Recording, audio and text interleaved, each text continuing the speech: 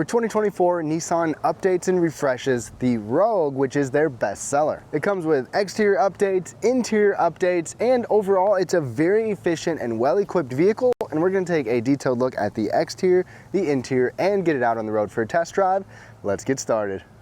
All right, y'all, let's take a look at the exterior details of this refreshed Nissan Rogue. So with the trim levels, we get the base S, SV, SL, and the top end Platinum right here. So right up front, this is where one thing is different. You've got a revised front end, a little bits of changes on the exterior design. This is definitely a sleek looking design, but you've got the, unique headlight setup where you've got separated lights right there. Whether you like that or not, I'd love to hear your thoughts. We've got LED headlights as standard equipment. Then we've got LED turn signals on the upper trims, and fog lights, I believe, are actually an accessory if you get those. And this even has a little curtain airflow spot right there. Now this is a two-tone blue paint. The two-tone is an option. You can barely see it because the blue is pretty dark, but the roof area is black. You've got black mirrors. You'll get anywhere from 17 to 19-inch wheels. 19-inch wheels are what we have right here. It looks pretty slick. You've got a little chrome piece and some more black trim there on the bottom as well. One note with these mirrors, so you've got a turn signal in here. All of them will be heated except the base model, and there's no dimming in the side mirrors. Another note is the roof rails. So roof rails are standard on the top two trims and optional on the SV. So that way you can get crossbars and load some stuff up. Now this is 183 inches long. So it's pretty much in the mix for all of the other crossovers in this segment. Ground clearance is 8.2 inches, which is a pretty good number. Now even on this top end Platinum model, we still get a incandescent cheap turn signal, but you will get LED taillights as standard equipment overall. And this rear end really still looks very similar to the previous generation too, but the rear bumper is a little different for this refresh. Coming to the back, a power operated liftgate is standard on everything except the base, and the top two trims are going to give us this motion activated hands-free liftgate. That is also a hands-free close, which is convenient. Now back here, Nissan gives us good overall cargo space, and these top couple trims actually get more cargo space because we have the divide and hide. So you've got this movable floor piece, so it technically frees up a little bit more space overall, but you can move these around and arrange them to essentially separate your cargo. It's called the divide and hide for a reason. We've got these mats on here, but you got a pretty deep space down there overall.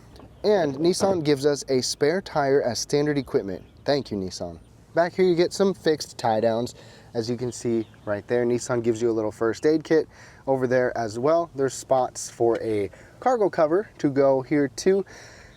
I'm a little surprised we don't have any real nice big usable hooks for grocery bags or something like that. That'd be an easy add-on somewhere in here, but just a thought. There's also a space right here. Maybe there's an optional 120 volt or 12 volt power outlet, but don't see that either. Now one thing unique to the Platinum are these levers, to pull the seats down. So it is nice not having to go up there, and you don't have to worry about electronics failing with the power seat. But look at that. You've got great space. All of them can give us 74 cubic feet of total space. It's large, it's wide, just a good amount of space overall. So Nissan will give us the smart key system on everything except the base model. That will include remote start on here. And this has a pretty cool feature that you can turn off or on. So with the smart key, you can have it automatically unlock and automatically lock. So you don't even have to push the button or anything. It's just unlocked. And then if I walk away, it can automatically lock. Mirror will flash, boom. I enjoy that way more than I should, but you can have that turned off if you want to and just use this button for the smart key system. There's no smart key access on this door, just the cargo door. And one upgraded option is this gives us exterior ground lighting. So it says Nissan on the ground for a puddle light. That's an available option. As we take a look at these front seats, Nissan's going to give you cloth seats as standard, and leatherette is going to be optional on the SV, but these top two trims are going to get these leather seats. So leather is on the SL. This one is a quilted pattern for the leather. So this Platinum gets a little bit of an upgrade. You've got this nice two-tone look in here as well. We're also going to get power adjustment, including lumbar support there as well. So you've got your regular height and tilt adjustment and your lumbar. These seats are pretty soft and pretty comfortable. You've got a good amount of bolstering in here overall on the bottom and on the sides without the headrest being too far forward, so that's much appreciated. The steering wheel is manual tilt and telescoping on every trim level. A leather heated steering wheel is going to be on the SL and Platinum, which is what we have, and it's optional on the SV. Heated seats are standard on these top trims, but also optional on the SV, so you can still get quite a bit on that SV trim, which might be the best bang for buck. But to my surprise, no ventilated seats, even on this Platinum model, probably because they don't want to step on the toes of the Nissan Murano, but still. Most vehicles in this class offer that, but the Rogue does not. On the flip side, it does give us 2-position memory settings for the driver. Now, second row space, let's take a look at this. One thing I always appreciate is when vehicles give us these sunshades. It's nice for the kids or backseat passengers. You've actually got nice material on this door. This definitely fits with the Platinum nameplate, and a big bottle holder down there. And you got the same nice looking leather seats here too. Now, sitting behind myself, I'm 5'9". I've got pretty good space. I've got the seat probably a little bit low, but I still have enough room for my feet and good knee space. There are mat pockets back here. We get standard air conditioning vents, but the tri-zone climate control, which you see down there, so your own climate control back here is just on this trim. Technically, it's actually optional on the SL and the Platinum. Then we've got heated seats back here as well. That's only an option for this Platinum model. So that's those right there. It's 3-tier and then 2 USB-C charging ports, which is good to see. In the middle, fold down armrest. We've got some pretty standard size cup holders, and overall room in here is actually quite good. So I can sit here with my hat and plenty of headroom. So this is actually really nice. The seats don't slide forward and backwards, but you've got a little bit of wiggle room for just a minor recline. All right, y'all, now looking on the inside, the biggest change is that we now have that, and there's something also cool about that, which I'll talk about in a second. So over here on the door, you've got nice materials all around, down here on the armrest as well, and a pretty large bottle holder down there. Don't mind my sweat on the door, a little sticky outside. That giant mug even fits in there, so that's really nice. Moving over here, so head-up display, which I'll talk about in a little bit. This is your ProPilot Assist button. Basically, your steering wheel can, not ProPilot Assist, but your steering assist, essentially, like lane centering technology, all of that. Interior brightness control, auto stop start shut off is there, and then open up your cargo door, just one of the several ways you can do that. The steering wheel is easy to operate, comfortable to hold on to as well. Like I said, it's leather wrapped, it's heated. You even have little plastic paddle shifters here, and the controls are pretty self-explanatory on this, which is also nice. So this button is how you engage your cruise control. It's basically your intelligent cruise control, which is on everything but the top trim, and how to control that there. You also have an advanced voice recognition software in here, which I'll talk about, but let's take a look at this fancy screen. So you get a smaller regular screen on the other trims, but this screen is, not only is it a big screen, it's a really well done screen. It's on the SL and the Platinum, and it's fantastic. So it's crystal clear, that's one thing. You've got a bunch of different information on here, so you can change the views a little bit too. It just kind of pulls everything out like that. So that's one option. I've basically kept it in the pretty standard look like that. And using your steering wheel, that's how you can go through all of the stuff here. You gotta have a trip 2, trip 1, and I've averaged 31.5 miles per gallon with the mix of driving, so that's excellent, especially for all-wheel drive, over 200 horsepower and 200 pound-feet of torque. But look at all the information on here. I mean, it's very similar to what other Nissan vehicles have, but it just has a lot, and it looks really nice. This display just looks so nice as well. This is where you can customize more things about your vehicle. I don't love how it's in the steering wheel system instead of on the main screen, but there's still quite a bit you can do on here. So overhead, there's the head-up display. It is a good size head-up display, and when you have everything going, like your radar cruise, it'll show up on there as well with your lanes, all the good stuff. It works really well. That head-up display is also only optional on the Platinum. Now over here, this is where some of the big news comes in. 8-inch screen is standard on the lower trims. This 12.3-inch screen is on just the SL in the Platinum. One difference is this has wireless Apple CarPlay and Android Auto, whereas the smaller screen you still have to be wired in. It doesn't take up the entire screen, you still have the menu system set right here, but one reason is because this now has Google built in. It's got the Google Voice Assistant, and it's got natural voice recognition. It's got Google Maps on here as well, so you don't actually have to rely on plugging in or using Android Auto, things like that. You've got Google built in, and it's fast, it works well. I like that, so you can kind of just forget about plugging your phone into your system if you need to use maps and navigation. It just works really well. Nissan also has a somewhat customizable main display, and you've got the Google Play Store on here too. So Google's kind of a big deal for Nissan now. You've got Amazon Alexa on, I believe, everything except, nope, just the top 2 trims. Another thing that this is going to have is a Bose 10 speaker audio system. That's going to be on just this Platinum model, unfortunately, not the SL. You've got a vehicle hotspot, so you've got built-in vehicle Wi-Fi. That's everything except the base model. If we go into reverse, we also get the surround view camera. We've got parking sensors all around, front, back, and side, and it's going off right now. You've got different views. Check that out that you can look at right there. Even the base model is going to give you rear parking sensors, which is great. Aside from the touchscreen, you also have physical controls right here, like your volume knob, tuning knob. You can quickly access your camera if you want to. You've got a 3D view where you can go basically wherever you want to look. That's fantastic. Great job with this, Nissan.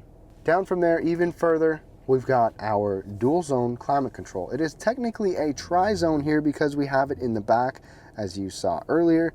The base model is just going to give you regular standard air conditioning controls. But this is a simple layout, easy to use. I love how Nissan hasn't moved everything to a touchscreen or made everything touch sensitive. Your heated steering wheel button is right there. You can turn on automatic, sync up driver and passenger. You can control the rear as well with the temperature here, so that is nice. It's just a simple layout. Now, with this large screen, we get a wireless charging mat. The lower ones do not get a wireless charging mat, but you can have your phone charging and be wirelessly connected with Android or Apple. USB-C ports, 12-volt power outlet right there, and then there's your start button. Now, moving back, this shifter is unique, so it just reverts back to the same position every time. Park button, electronic parking brake, automatic brake hold, and then we've got cup holders which accommodate a wide assortment of drinks right there. This is a nice area overall. It's got a black, it's not like a glossy black necessarily, but it does show some lint and some scuffs and stuff that were already in here before I even got in here. Now this you think might be a little storage area, but it's not. It's just to open up this armrest area. But right in front of that is where our drive modes are. So let me go ahead and toggle through these. Now, if you turn that dial, it's going to cycle through these different modes right here. All-wheel drive models give you a couple extra drive modes, but most of the time you'll probably just keep it in auto. Now the armrest here is pretty soft. It's not movable forward or up and down or anything. It opens up this way. There's just like a little extra storage section in there, and this is actually optional interior lighting. So it's not like a whole ambient light system like you can customize on the screen, but you just push this to turn or to change the color or to turn it off or on.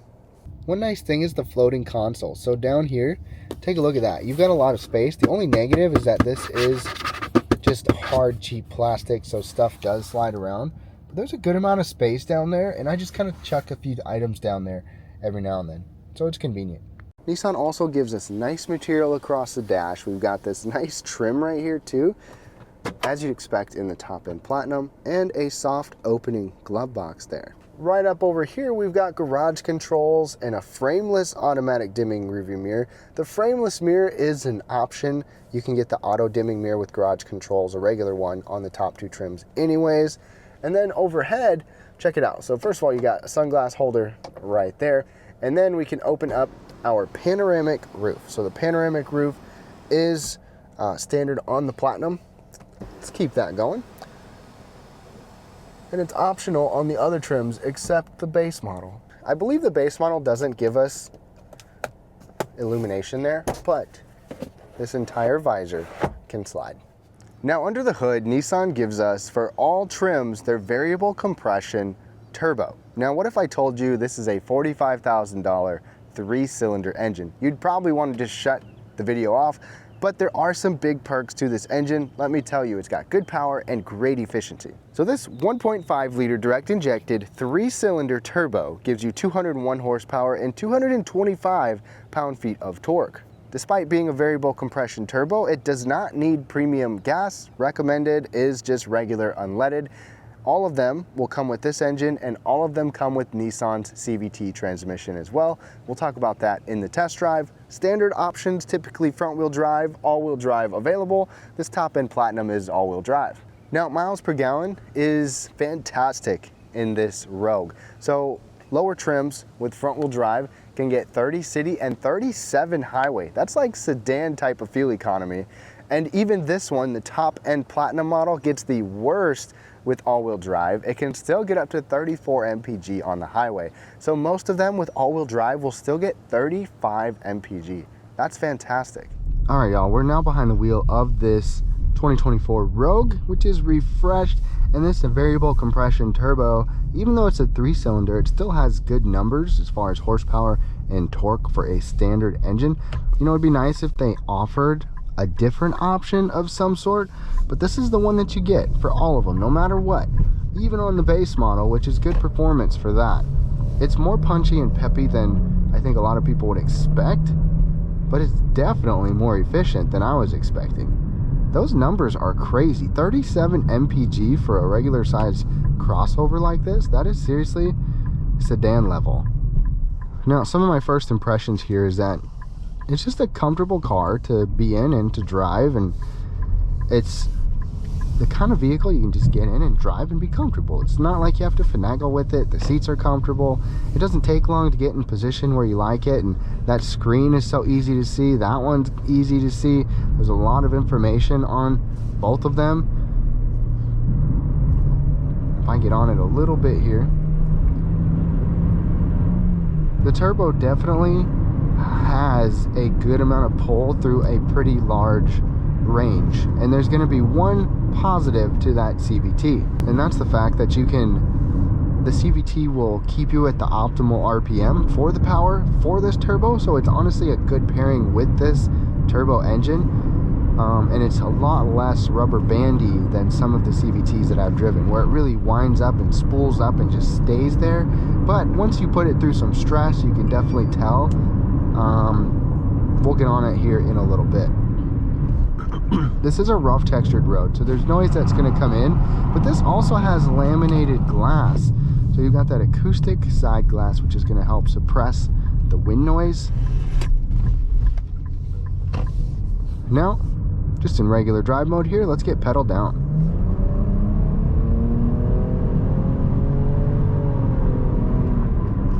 There you go, and at the end you could kind of feel the catch up, the spool up from the CVT, but this turbo gets the power down pretty good.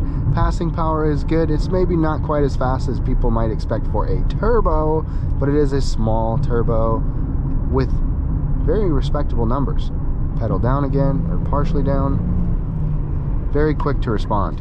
So that was auto mode, which basically it dictates for you. If you go to eco mode, it's definitely going to dull things down a fair bit. You can move the gear selector down again to be in manual mode, which it essentially will mimic a standard transmission. If I downshift, RPMs go up, downshift, RPMs go up. Let's try downshifting one more time.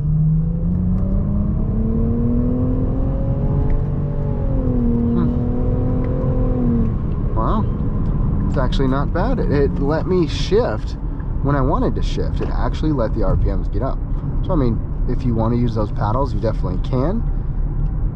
But driving this, aside from getting on it, it's got a fair amount of feeling with the steering. It's not going to hold corners as well as some of the sportier vehicles, and it's not the best handler in the class. I kind of look at Mazda in that category. Mazda does a very good, pretty much everybody does a good job nowadays with their handling for the most part. But this definitely shines with its miles per gallon, and it's easy to live in interior. It's a very simple, but also modern, lots of tech, and just very functional interior. Pedal down.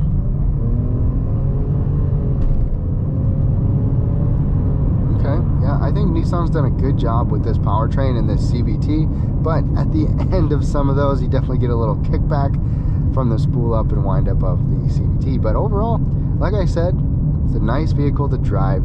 It's quiet for what it is, and the head-up display is a nice touch, but you definitely get very expensive adding on some of these options that might come with the top trim and other crossovers. So to wrap things up on the Nissan Rogue, it's a very well-balanced vehicle. You've got excellent efficiency in here, even with all-wheel drive. You've got good power from a small engine.